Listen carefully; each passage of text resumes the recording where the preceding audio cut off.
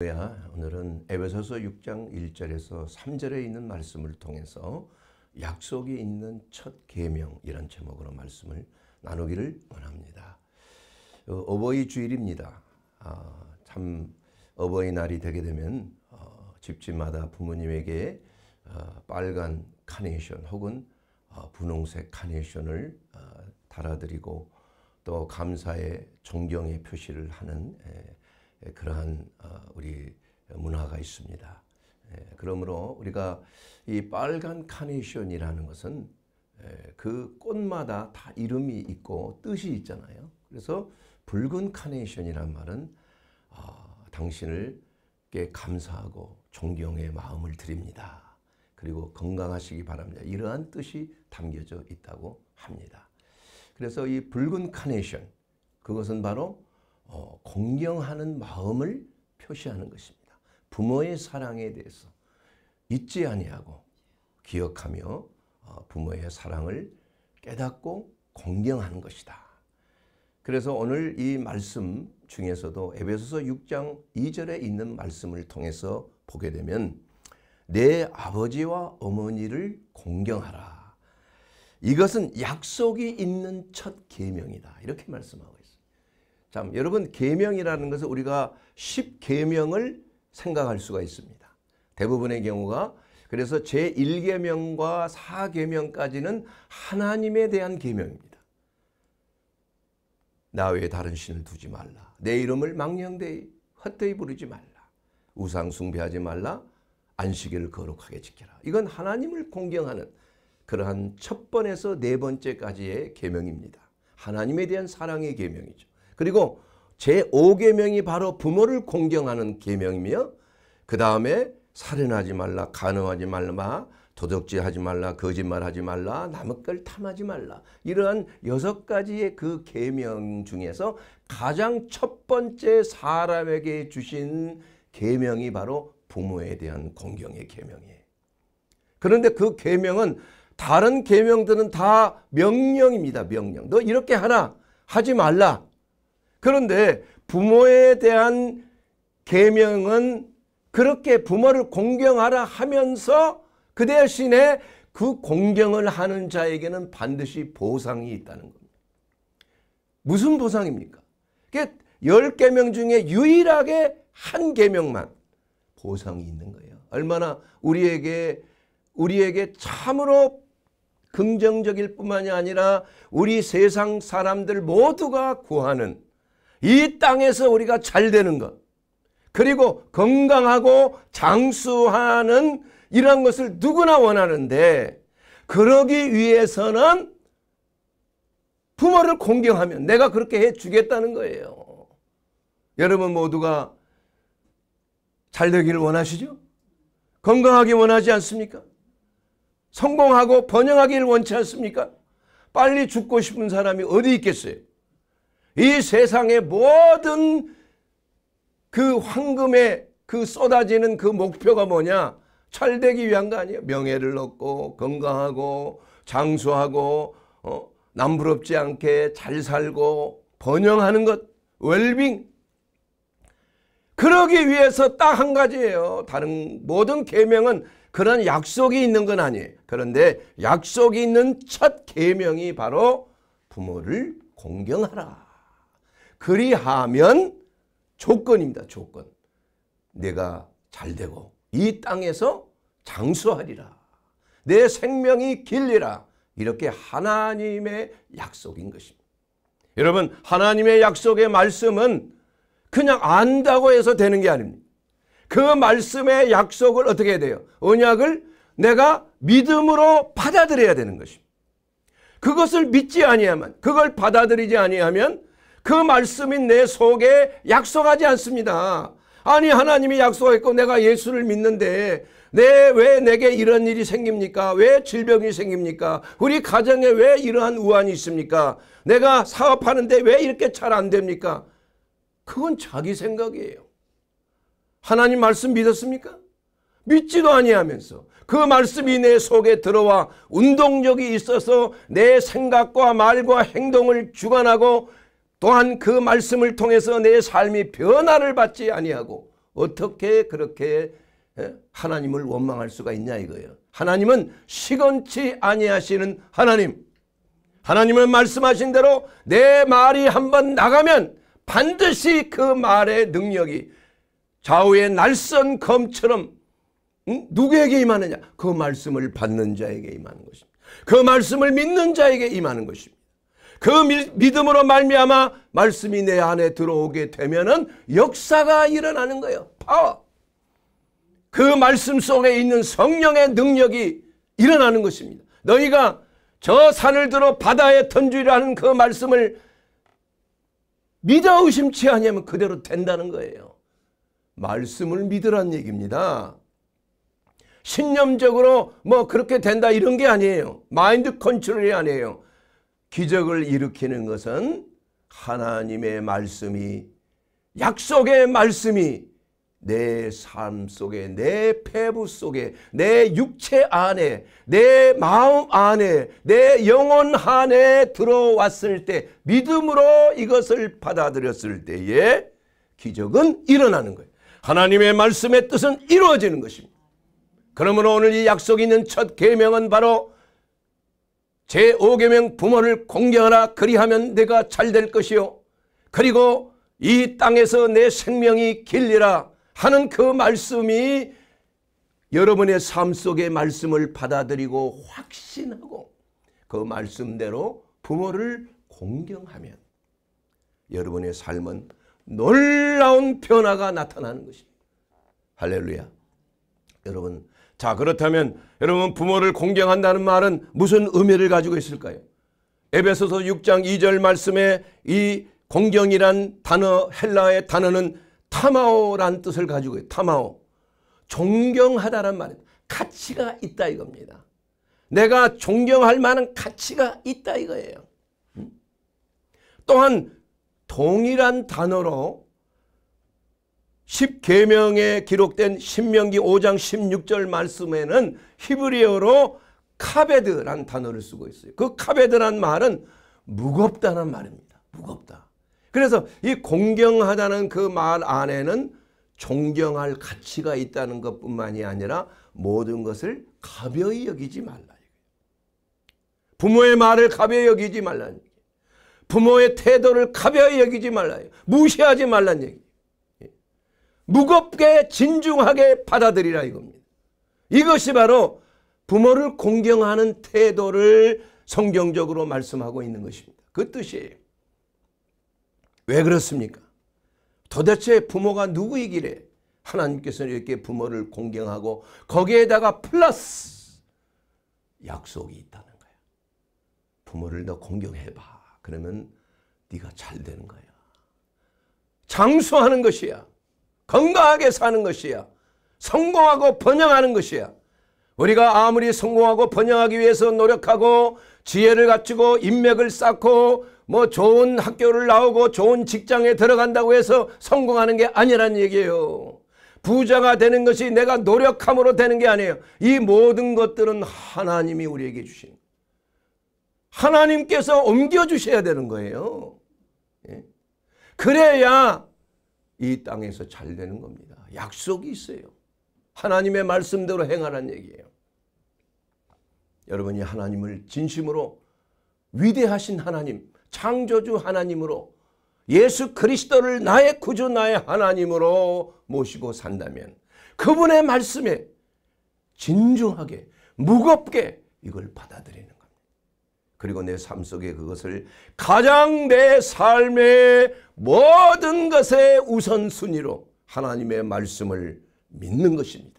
이것이 우리의 믿음이에요. 하나님이 기쁘시게 하시는 믿음이란 얘기예요. 하나님을 기쁘시게. 그런데 세상에 하나님께서는 이 부모에게 가정에 부모를 주셨는데 그 부모가 하나님이 세우신 권위를 주신 거예요. 그러니까 왜 부모를 공경하래요? 부모가 축복을 하면 자녀가 축복을 받는 거예요. 부모가 섭섭해하고 정말 부모가 마음이 상해서 자식에게 축복할 수가 없는 상황에 있으면 자식이 복을 받지를 못한다는 권위가 부모에게 있는 것입니다. 여러분, 권위라는 거 좋아하는 사람 별로 없는 것 같아요.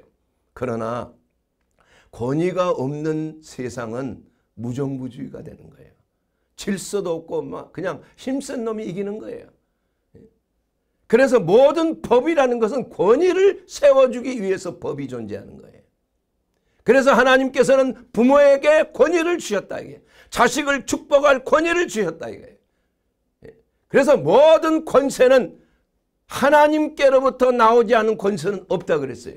그러므로 그 권세에 대해서 항거하게 되면 하나님을 대적하는 것이 된다. 그러므로 이 땅이 패역한, 세대가 패역한 것은 바로 포스트 모더니즘 시대의 모든 권위에 대한 거부예요. 전통에 대한 거부인 것입니다. 소위 밀레니엄 시대, 또 Z세대, 밀레니엄 시대 하면 1980년대 초부터 2000년대 초반에 출생한 세대를 밀레니엄 시대라고 그래요. 권위주의적인 그러한 때를 경험하지 못한 거예요. 우리나라도. 그렇기 때문에 자유분방하게 모든 것을 잘 판단할 때 어떤 권위 때문에 하나님이 부여하신 그러한 권위 때문에 그 사람을 존경하는 것이 아니고 객관적으로 판단하는 겁니다. 공정하게 판단하는 거예요. 저 사람 비교했을 때 이러이러한 문제가 있구나. 권위를 인정하지 않는 것이에요. 그러니까 패역하게 되는 것입니다. 소위 말하는 Z세대, 1997년 아이폰이 만들어지고 배포돼서 그들은 태어날 때부터 스마트폰 가지고 인생을 살았던 그런 시대예요. 그러한 자들에게는 이러한 전통사회에 부여된 권위, 모든 것을 공정하고 솔직하게 자기 중심적으로 생각하는 그러한 세대, 그 판단 기준이 거기에 되어 있기 때문에 권위라는 것은 오히려 그들에게는 아주 싫은 것이에요. 내가 왜 권위에 복종해야 되느냐. 마치 권위를 부리면 권위주의자, 억제하고 독재하고 노예화시키고 말이야. 이런 것만을 권위라고 생각하는 거예요. 이게 마지막 때에 사는 포스트 모더니즘 사회의 그러한 사상이에요. 네. 성경적인 사상이 아닙니다. 마지막 때가 되면 감사할 줄 모르고 자기 유익만을 구하고 부모를 사랑하지 않고 감사치 아니한다고 그랬어요. 돈을 사랑하기를 쾌락만큼 사랑하는 거예요. 네? 그렇기 때문에 이 모든 것들은 하나님을 대적하여 나아가는 모든 사상에 유물론적이에요. 물질을 중요하게 여기는 거예요. 뭐 보이지 않는 영혼이 어디가 있어요? 그렇기 때문에 공산주의가 하나님을 대적하는 그러한 사상임이 확실한 것이에요. 우리가 그리스도를 믿는다고 하면 살아계신 하나님을 믿는 사람이 공산주의자가 될 수가 없는 것입니다. 다 나중에 다 전향하게 되는 거예요. 왜냐하면 하나님의 말씀 안에 서 있으면 그러한 모든 세상적인 이념과 철학과 사상, 이것은 인본주의에서 나온 것이에요. 하나님의 권위를 파쇄하고 거역하는 것입니다. 레벨리온, 이게 바로 사탄의 역사 중에 가장 첫 번째 거역이에요. 거역. 하나님을 거역하는 것입니다. 하나님의 말씀에 주시는 그 권위를 거역하는 것이에요. 그렇기 때문에 우리가 부모를 공경하라고 하는 것은 하나님이 권위에 순종하는 법을 배우도록 하는 자리이기 때문인 것입니다. 만약에 이 설교를 들으면서 너무 이게 좀 보수주의고 권위주의적인 게 아닌가. 그러나 하나님의 말씀은 권위가 있는 것입니다. 하나님의 말씀은 1.1획도 틀림이 없어요. 하나님의 말씀은 절대 진리입니다. 상대적인 게 아닙니다. 변하지를 않습니다. 그 원칙은 어떤 경우에서도 시대가 변해도 하나님의 말씀의 진리는 변질되지 아니하는 거예요. 그래서 하나님의 특성이 무소부재하시고 영원 불변하시는 전지전능하시는 그 하나님의 특성, 하나님만이 가지고 계시는 특성이에요. 그렇기 때문에 우리는 하나님이 주신 권위가 무엇인지를 우리가 잘 알아야 되는 것입니다. 사람은 태어나서부터 의존되게 되어 있습니다. 여러분, 태어나서 부모에게 완전한 의존이, 먹는 것, 마시는 것, 배선하는 것, 이 모든 것들이 부모가 없이는 생존할 수가 없는 것이에요. 그래서 이 권위라는 것은 그 사람을 압박하고 자기 유익을 위하여 탈취하는 것이 권위가 아니라 그 상대방을 권위로서 보호하고 사랑하라고 하시기 위해서 권위를 부여하신 거예요. 그렇기 때문에 부모의 책임은 그 권위로 자식을 강요하고 자식을 자기 편의대로 자기의 어떠한 소속된 하나의 그 생명으로 마음대로 할 수 있는 것이 아니라 자녀를 하나님의 자녀이기 때문에 보호하고 책임지고 교육하고 양육해야 될 책임을 주기 위해서 부모가 권위를 주신 거예요. 그래서 부모는 자녀를 축복하고 자녀가 잘 되기를 바라고 또한 교육을 통해서 자녀가 부모를 공경할 때 부모의 축복이 그대로 자녀들에게 이루어질 수 있도록 할 수 있는 권위를 하나님이 주셨다는 것입니다. 그러므로 우리가 부모를 공경해야 되는 그 목적 중에 하나는 하나님을 사랑하는 계명과 또 사람을 사랑하는 계명 속에 가장 첫 번째 약속이 있는 계명이 바로 부모를 공경하라는 것이기 때문이에요. 왜냐하면 첫 번째 이웃은, 여러분의 이웃은, 첫 번째 이웃은 누구이겠습니까? 부모입니다, 여러분. 가장 첫 번째. 그래서 그 오리라든지 닭이라든지 그 새들 보면은, 아니 그 알을 낳아서 부화시켜서 그걸 키우는 사람이 엄마로 한다고 그러잖아요. 엄마로. 그래서 그냥 사람을 엄마로 알고 따라다니잖아요. 이와 같이 우리가 첫 번째 대하는 이웃이 바로 부모예요. 그렇기 때문에 이 부모라는 그러한 위치는 사랑의 대상인 것입니다. 물론 부모가 완벽하지 않습니다. 존경하지 못하는 그러한 위치에 있을 수도 있어요. 그러나 우리 성경 말씀에 보게 되면은 부모의 요구가 하나님의 뜻에 부합되지 아니할 때 우리는 분별 있게 부모를 거역할 수도 있는 거예요. 그래서 하나님께서는 자녀들에게 뭐라고 말씀하세요? 자녀들아, 너는 주 안에서 부모에게 순종하라 그랬어요. 이 말씀이 참 중요합니다. 그래서 만약에 부모가 너 교회 가지 마, 신앙생활 하는 거 너 내가 허락할 수가 없어, 너 내가 믿는 내 종교 그거 절해야 돼, 우상에 가서, 이렇게 한다면은 부모에게 순종할 수가 없는 거예요. 이것은 주 바뀌기 때문에 하나님의 권위와 부모의 권위가 충돌했을 때 우리는 더 높은 상위의 하나님의 권위에 우리는 순종해야 되는 것입니다. 그렇기 때문에 순종이라는 것은 복종과는 다릅니다, 여러분. 근데 복종이라는 단어와 순종이라는 단어를 두 가지를 썼는데, 순종이라는 것은 부모를 공경할 때 순종하는 거예요. 그래서 순종이라는 단어는 휘파쿠오입니다. 휘파쿠오.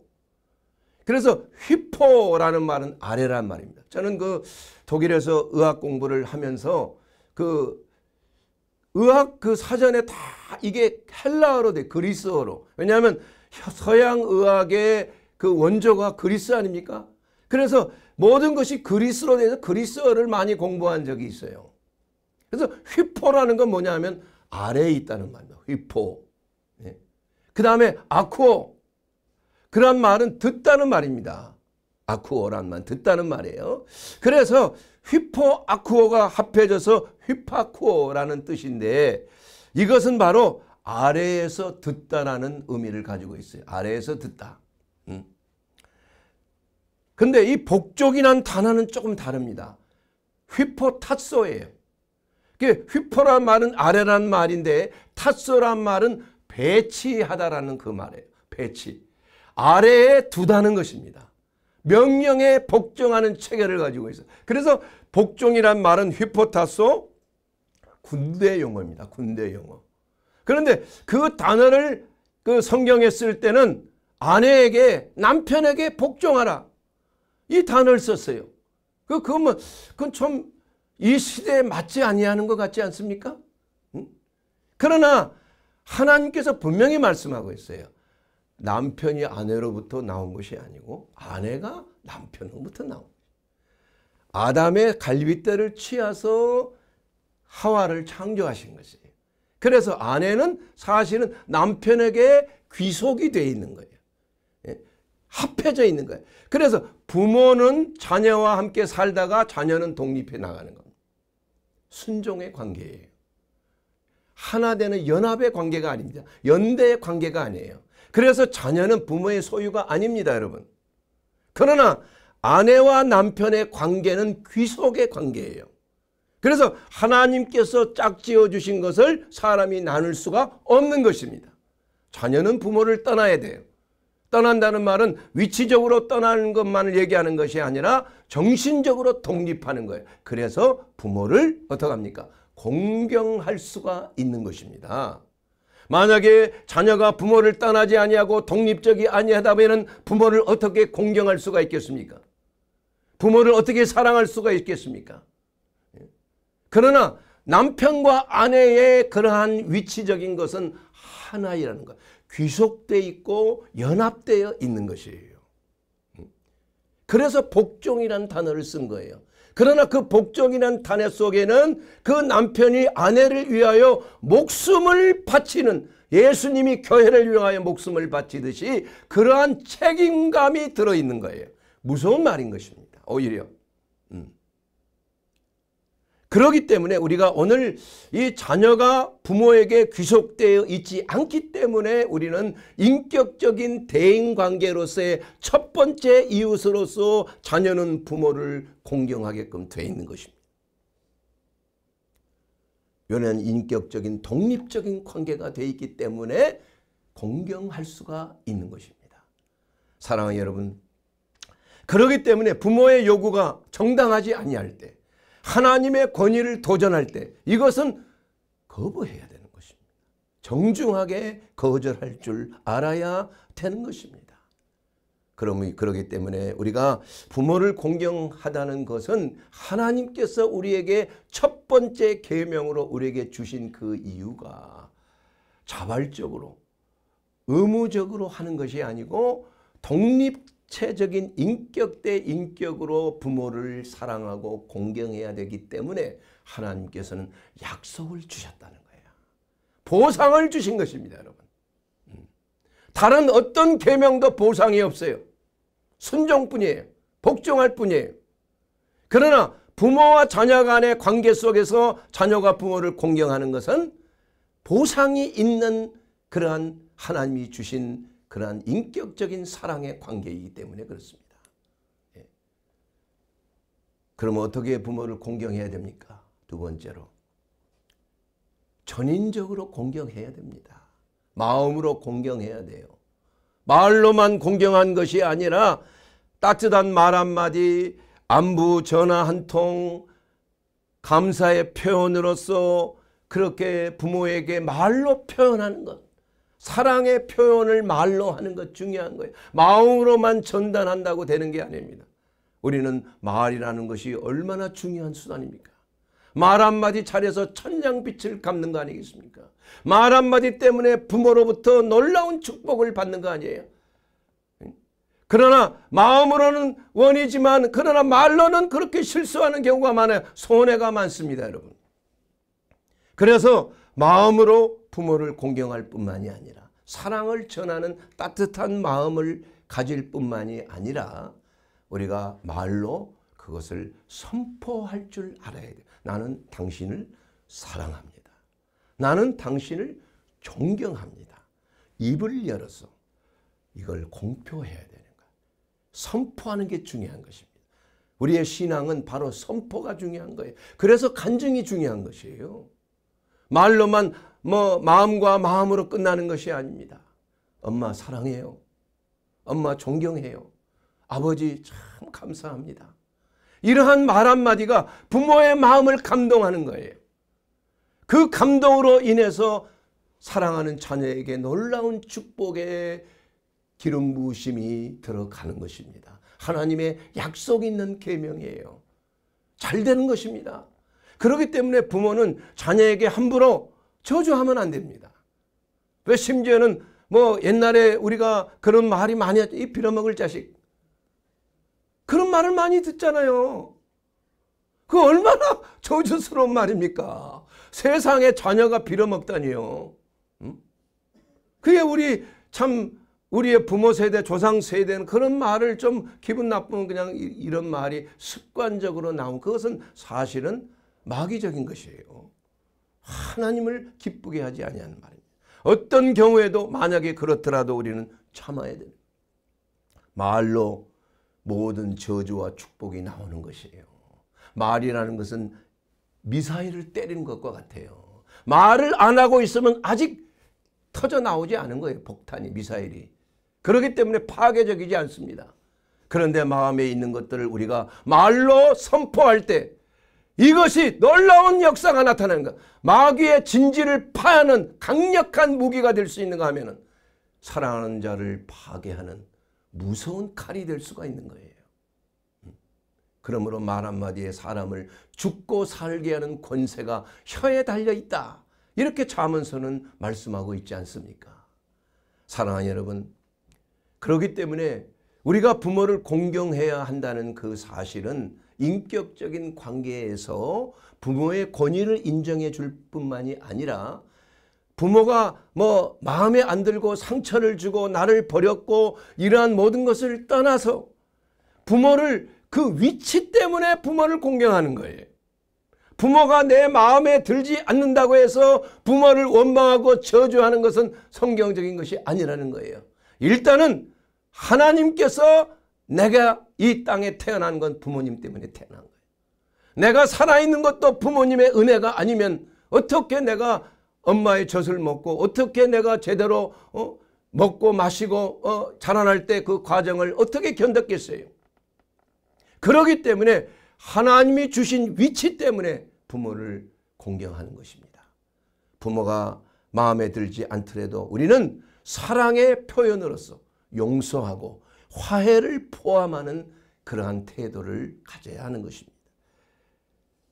부모의 행동에 실수가 많았습니다. 그런 자녀들이 많이 있어요. 그렇기 때문에 그 부모로부터 받은 그 상처를 잊지 못하고 그것이 대로 물려가는 그런 상황이 있어요. 그래서 이러한 문제를 그리스도 안에서 우리는 해결해야 돼요. 용서와 화해의 시간을 가져야 하는 것입니다. 그래서 우리는 늘 우리의 마음속에 화해의 마음, 용서의 마음, 우리의 힘으로는 안 되지만 우리 주님께서 우리의 마음을 녹이시고 관계를 회복되게 하옵소서. 이러한 마음을 가지고 기도할 때에 하나님의 성령이 역사하는 거예요. 대적하는 마음, 네가 나한테 이렇게 했어? 그렇게 하나님 자식을 원망하고 저주하고 또 자녀는 부모를 원망하고 비난하고 이렇게 한다면 그 관계가 어떻게 회복이 되겠냐 이게. 그것은 바로 사랑의 관계이기 때문에 부모에게 주신 그 위치로 인하여 자녀는 부모를 인정하고 서로 화해하고 용서하는 그러한 시간을 우리는 가져야 하는 것입니다. 이것이 그리스도인의 태도입니다. 또한 하나님께서는 부모를 공경할 때 우리에게 주시는, 공경한 자에게 주시는 보상이 있다고 말씀하셨습니다. 두 가지를 약속했지요. 첫 번째는 내가 잘되고 두 번째는 내 생명이 길리라. 이 땅에서 장수하리라. 자, 여러분, 이 말씀은 바로 여러분이 믿어질 때, 그 말씀을 여러분이 받을 때에 이 말씀, 뭐 이렇게 되겠나? 부모를 공경한다고 정말 내가 잘 되나? 나는 부모를 공경하는 마음이 있는데 내가 왜 이렇게 되지? 아니, 내게 왜 이런 일이 일어나지? 하나님 말씀이 맞지 않는 것 같아. 이렇게 생각한다면은 그것은 믿음이 아니에요. 여러분, 하나님의 말씀을 1.1획도 틀림없이 믿음으로 받아들이고 그 말씀이 내 삶 속에 역사하여 진심으로 말씀에 순종하는 태도로 부모를 공경할 때에 그 말씀의 언약은 내 삶 속에 이루어지는 것을 보게 되는 것입니다, 여러분. 그러므로 잘 된다는 말이 무슨 말입니까, 여러분? 영어 성경에는 well이라고 번역을 했습니다. 복을 받는 거, 웰빙, 복을 받는 거 말입니다. 신명기 5장 12절에 공경에 대한 말이 뭐라고 되어 있냐면은 야탑이란 말입니다. 복을 받는다는 말은 야탑이에요. 야탑이란 말은 복을 받는 것과 동일한 말로 번역이 되어 있어요. 그러니까 잘 된다는 것은 하나님의 복을 받기 때문에 잘 된다는 것을 말씀하고 있는 것입니다. 이건 구약과 신약을 통틀어서 부모를 공경하는 자에게 주시는 하나님의 약속 있는 계명이라 이겁니다. 그러므로 부모를 공경하는데도 내가 좀 일이 잘 안 된다, 사업이 잘 안 된다, 하는 일마다 좀 안 되는 일이 너무나 많다, 이렇게 된다면은 하나님의 말씀을 보세요. 내가 부모님에게 혹시 섭섭하게 한 게 있나? 부모님의 마음을 아프게 한 것이 있나? 공경하지 못한 게 있었나? 이거 점검해 봐야 됩니다. 왜냐하면 그건 하나님의 말씀이기 때문에, 약속의 말씀이기 때문인 것이에요. 만약에 그런 것이 생각나거든 하나님 앞에 회개해야 되는 거예요. 만약에 부모님이 살아계시고 있다면 부모님에게 잘못했다고 빌어야 되는 거예요. 그리고 부모님의 마음을 다시 회복시켜 주셔야 되는 거예요. 그렇게 되면 하나님의 약속의 말씀이 우리의 삶 속에 적용되는 겁니다. 틀림없는 것입니다. 그래서 부모를 공경하는 자들의 삶 속에 전인적인 그야말로 영혼이 잘됨과 같이 범사가 잘 되고, 이 잘 된다는 것이 바로 하나님의 말씀에 순종하는 것, 부모를 공경하라고 하는 하나님의 말씀에 약속 있는 첫 계명에 순종하게 되면 여러분 잘 되는 것입니다. 영혼이 잘됨과 같이 범사가 잘 되는 것이에요. 그리고 강건한 복을 누리게 되는 것입니다. 이것은 하나님의 약속이에요, 여러분. 뭐 이건 기복적인 게 아닙니다. 여러분, 기복이라는 게 자기의 행동은 안 하면서 그냥 복 주시옵소서, 복 주시옵, 이게 기복이에요. 여러분, 복을 받는 건 하나님의 말씀에 순종하면 복을 받아요. 뭐 바라보고 잘 될 걸 바라보고 뭐 성공할 걸 바라본다고 복이 있는 줄 압니까? 마귀의 속임수예요, 그건. 그래서 성공과 번영의 신앙이 문제가 있는 거예요. 그게 마귀적인 것이란 얘기예요. 여러분, 그러한 것은 기도할 필요도 없는 거예요. 하나님의 말씀에 순종하시기 바랍니다. 말씀의 약속을 믿으시게 되기를 바랍니다. 복을 빌지 마세요. 기독교는 복을 비는 종교가 아닙니다, 여러분. 말씀에 순종하는 종교예요. 순종하는 믿음이에요. 그러면 모든 것들이 하나님의 말씀대로 이루어지는 것입니다. 여러분이 잘 되기 원합니까? 여러분 장수하고 건강하기를 원합니까? 부모를 공경하세요. 진심으로 공경하세요. 부모의 마음을 상하지 말라 이겁니다. 그러면 이 모든 것들이 하나님의 말씀대로 이루어지는 것입니다. 두 번째로 이 땅에서 장수하게 되는 축복이 임하는 것이에요. 부모를 공경하는 것이 이 땅에서 오래 사는 장수를 누리게 된다는 것입니다. 자, 여러분 장수하기 위해서, 건강하기 위해서 여러분 많이 운동도 하잖아요. 좋은 음식 먹고 어떻게 하면 다이어트 뭐 건강에 좋은 음식을 먹어서 내 몸이 건강한가 말이야. 할 수 있는가? 그래서 그냥 막 그 뭐 헬스라든지 뭐 그 뭐 헬스 트레이닝에도 뭐 레슨을 받고 말이야. 그 건강 식단도 만들어 놓고 뭐 여러 가지 뭐 열심히 투자하는 거 아니에요. 시간도 투자하고 돈도 투자하는 거 아니에요. 그러나 그렇다고 해서 장수하는 건 난 못 봤어요. 오히려 말이에요.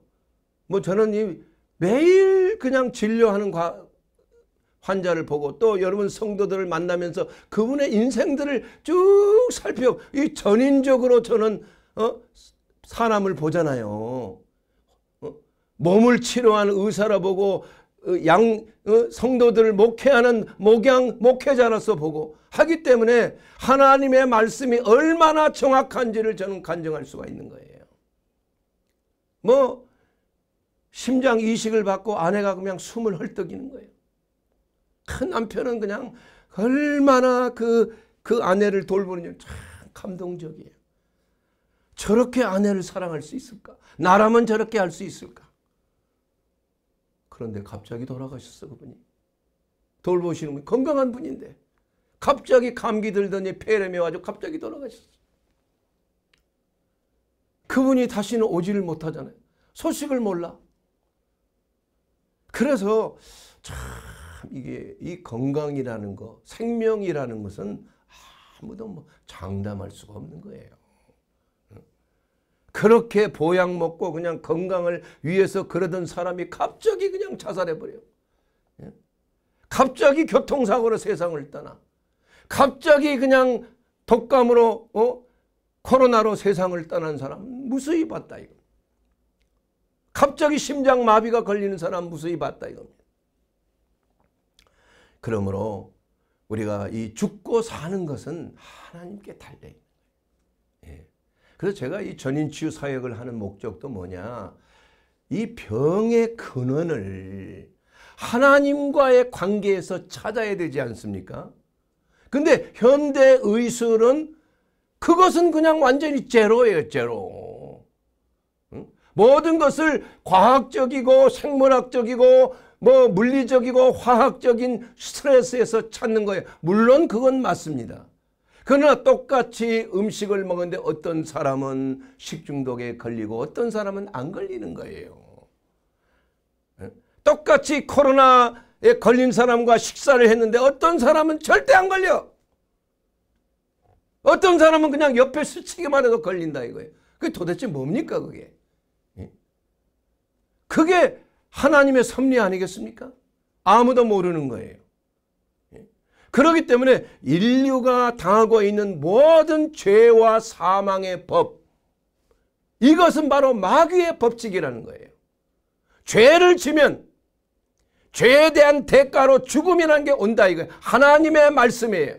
그 죄로 인하여 마귀가 역사하는 거 아니에요. 마귀가 역사하는 것은 도적질하고 죽이는 거 아니에요. 멸망의 길로 가게 하는 거 아니겠습니까? 사람으로 하여금 병들게 하는 거 아니겠어요? 사람들로 하여금 낙심하고 좌절하고 스스로 목숨을 끊게도 하기도 하고 교통사고를 나기도 하고 모든 것이 우연이라는 게 없다 이거예요. 이걸 모르기 때문에 사람들이 점쟁이에게 무당에게 무속인에게 가서 그냥 돈까지 바치면서 알아보고 싶어 하는 거예요. 여러분 다 그건 거짓된 것입니다. 하나님의 말씀을 잘 묵상하고 순종하고 따르면 여호와를 경외하는 자가 뭐하느니라? 장수하느니라. 왜 경외하는 자가 장수할까요? 저는 의학을 전문적으로 공부한 사람이 간 종양학 박사로 소화기 내과 전문의로 이렇게 연구를 한 사람이에요. 그러면서 질병에 대해서 연구하고 또 신학에 대해서 질병의 원인이 뭔지 예수님께서 소자야 내 죄사함을 얻었느니라. 중풍병자가 일어났다 이거예요. 얼마나 놀라운 일입니까 여러분. 의학도로서 충격이었다. 충격. 아니 죄와 병이 무슨 상관이 있어. 38년 된 베데스다 병자에게 소자야 내 죄사함을 얻었니라. 자리를 들고 일어나라. 예수님께서 그 후에 성전에서 그 자를 만나서 잘 걸어다닙니다. 소자야 네가 나음을 입었지 않느냐. 그러나 다시 재발하지 않기 위해서 그 병이 다시 재발하지 않기 위해서 너는 다시는 죄짓지 말라 말씀하셨어요. 그 말씀은 무슨 말이에요? 그 병의 원인의 근본 원인이 죄와 연관, 저주가 따르는 거예요. 죄에는. 저주라는 게 뭐냐? 정죄함이 있는 거예요. 정죄함. 마귀가 하는 그것이에요. 사람이 죄를 지었을 때 마귀가 합법적으로 마귀의 법칙에 따라서 그 사람을 정죄할 수 있는 권한이 부여가 되는 것이에요. 그렇기 때문에 죄를 피해야 된다는 것이에요. 그렇기 때문에 우리가 하나님의 말씀에 순종해야 건강 장수를 누리는 것이에요. 부모는 직접 자식을 낳았잖아요. 그렇기 때문에 자식에게 주시는 하나님이 주시는 그 권위라야 자식을 축복할 수가 있는 거예요. 교회에서도 마찬가지예요. 영적으로 낳은 자는 그 낳은 자를 축복할 수가 있는 거예요. 그래서 영적인 권한이라는 게 있는 겁니다. 부모에는 자식을 축복할 수 있는 권위가 하나님께서 부여된 권위가 있는 것이에요. 부모가 자식을 저주하면 자식이 잘 될 수가 없어요. 목회자가 정말 성도들이 잘못되기를 저주하면 잘 될 수가 없는 거예요. 영적 세계에는 리니지, 바로 흐르는 계보가 있다는 거예요. 흘러내려오는 거예요. 하나님께서 아론의 머리로부터 옷깃같이 흘러가는 거예요. 그래서 모든 것은 하나님의 법칙에 따라서 모든 것들이 축복과 저주의 삶이 이루어지게 돼 있다 이겁니다. 그렇기 때문에 여호와를 경외하게 되면 내 양심이 갈등이 없어요. 여러분, 누구에게나 양심이라는 거 줬잖아요. 믿지 아니하는 자들에게 양심이 있지 않습니까? 죄를 지면 양심의 가책을 받잖아요. 우리는 그리스도의 보배로운 피로 양심이 깨끗하게 입었기 때문에 조금이라도 하나님이 기뻐하지 않는 일을 행할 때는 양심의 가책이 있어요. 이러한 가책이 어떤 일을 일으킵니까? 내 의지가 하나님의 뜻과 부딪히는 거예요. 부딪히는. 그렇게 되면 어떤 역사? 우리의 혼이 스트레스를 받는 거예요. 불안해지기 시작합니다. 두려워지는 것이에요. 아담이 범죄했을 때 하나님을 볼까 두려워서 나무 숲팔 속에 속아서 부끄러운 데를 가렸다 이거예요. 그런 역사가 일어나는 거예요. 그러면서 내 마음이 불안해지고 하나님을 보기를 두려워하고 도망가는 겁니다. 그렇게 되면 내 마음속에 있는 자율신경, 그 양심의 가책을 통하여 받는 그러한 불안과 염려와 초조와 근심과 걱정과 모든 두려움이 내 속에서 스트레스 호르몬이 분비되는 거예요. 본인도 모르게 되는 겁니다. 그러면 그 스트레스 호르몬이 아드레날린, 노아드레날린, 코르티솔이라고 호르몬이 분비가 되게 되면 면역 기능이 쫙 떨어져요. 여러분 스트레스 받고 마음에 분노가 있고 이러한 두려움이 있을 때 여러분 감기 잘 드는 거 아시죠? 치주염 잘 걸립니다. 위장병 잘 걸려요. 세균이 바로 침투에 들어가는 거예요. 이것이 바로 양심의 가책이 있을 때, 양심이 갈등을 일으킬 때, 하나님 앞에 범죄했을 때, 하나님의 말씀에 불순종했을 때, 부모에게 불순종했을 때 내 양심은 가책을 받는 거예요. 여러분이 그걸 알든지 못하든지 상관이 없어요. 그 양심은 가책에 대해서 여러분 안에서 역동적으로 움직이는 겁니다. 스트레스 호르몬이 분비되면서 당이 올라가고 혈압이 올라가고 심장이 박동하고 그러면서 활성산소가 많이 생겨서 무차별 혈관을 파괴하고 그러니까 중풍과 심장마비, 심근경색이 갑자기 오는 거예요. 그래서 사람이 세상을 떠나는 것입니다.